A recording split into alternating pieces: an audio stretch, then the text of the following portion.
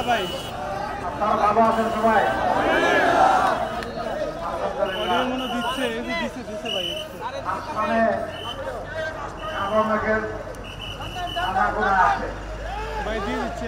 বাংলাদেশের রাজনীতির আকাশেও আরো জায়গায় আনাগোনা চলছে,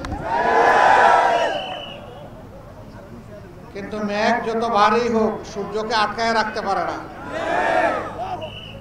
আগামীতে বাংলাদেশে মুক্তির সূর্য উঠবে ইনশাআল্লাহ। ন্যায় ইনসাফ এবং কোরআনের আইনের ভিত্তিতে উঠবে। এই লড়াইয়ের জন্য তৈরি আছেন আপনারা?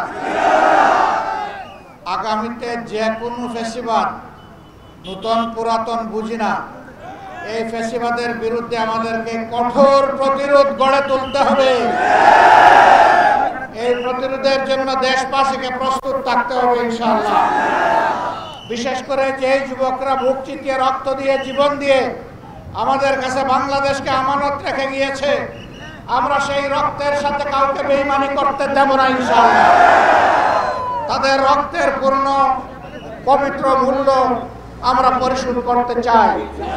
আমরা চাই এই ধরনের রক্ত যেন এই জাতিকে বারবার দিতে না হয়।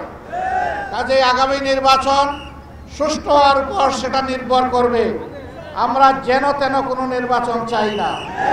বাংলাদেশে বিভিন্ন জায়গায় ইদানিং রাজনীতির নামে যে অপকর্ম আর উৎপাত আমরা লক্ষ্য করছি, আমরা সংশ্লিষ্ট দলগুলোকে বলবো, সাবধান হন, নিজেদেরকে সামলান, নইলে জনগণই আপনাদেরকে সামলিয়ে দেবে ইনশাআল্লাহ। সবাই ভালো থাকবেন, আগামীর লড়াইয়ের জন্য প্রস্তুত হন। সেই লড়াইয়ে কোরআন বুকে নিয়ে আমরা জিতবো ইনশাআল্লাহ। আল্লাহ হাফেজ। বাংলাদেশ জিন্দাবাদ। বাংলাদেশ জামাতে ইসলামী জিন্দাবাদ। আসসালামু আলাইকুম ওয়া রাহমাতুল্লাহ।